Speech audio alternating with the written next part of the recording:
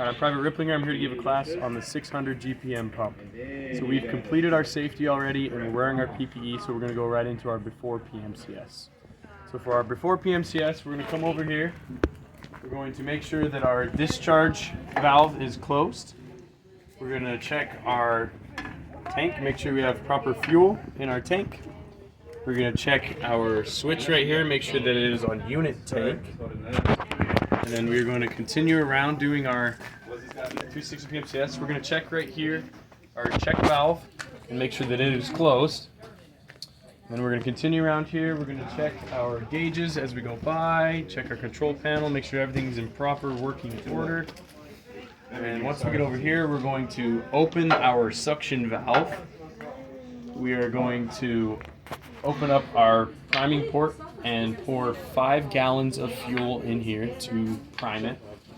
At this point, we will open our air eliminator valve or our vent valve until fuel comes out. And once fuel starts coming out, you've released all that air, you will close your vent valve. And then we will continue going around. We'll make sure that our pump is, the wheel is chopped. We can check our wheels. We will check our engine compartment, make sure our engine compartment's all good. You can check your oil level, make sure your oil's good. And you've gone through your whole 360 for the pump. Everything looks good. So we're done with our before PMCS. So we're going to come back over here to the control panel. And you can make sure that your throttle is unlocked. And then at this point, we're going to turn our switch to start. We're going to test our lights, which you can turn them to bright. Test, make sure all the lights are working. If it's light enough outside, you can turn them off. If not, you can keep them on. And then from this point, we're ready to start our pump. So what we're going to do is we're going to hold in the oil bypass switch, and then we're going to turn the starter and hold it up. You have 10 seconds to start the pump. If it doesn't start, you will release. And you have 3 tries to get the pump to start. Once the pump starts, you'll release your starter, and then you will continue holding the oil bypass switch until your engine oil pressure gets to 40 psi. Once it hits 40 psi, you can release the oil bypass switch. And then at this point, you're going to go into warming up the pump.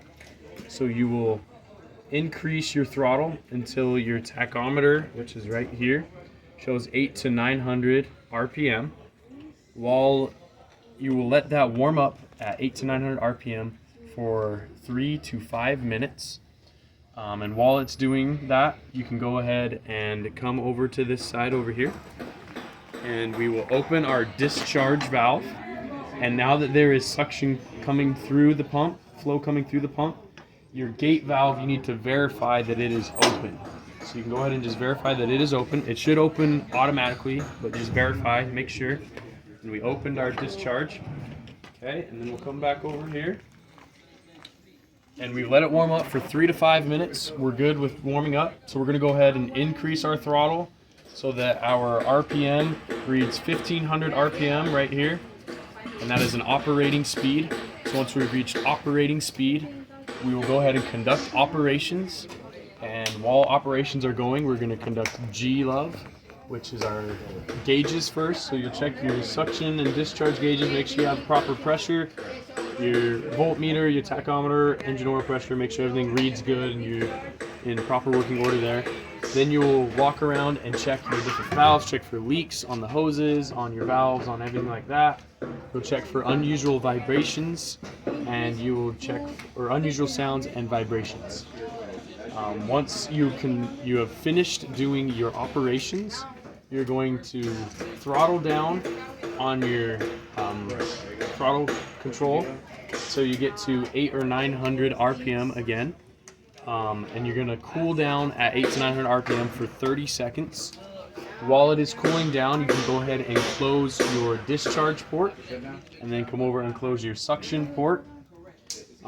Once those are closed, you've cooled down for 30 seconds. You can go ahead and close your throttle.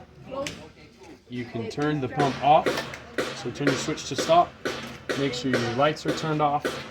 And then you will do your after PMCS, which includes checking all the different parts that you used on the pump, making sure there's no leaks, None of the parts of the pump are damaged. Avoid the hot parts of the pump so that you do not burn yourself. And check for any spills, and if there's any spills, you need to make sure that you clean them up properly. And then once you are done, you'll go ahead and close everything up and put the cover, a tarp over the pump. Now, if you find any deficiencies during your before PMCS, during PMCS, or after PMCS, you're going to annotate those on your DA form 2404 and your DA form 5988.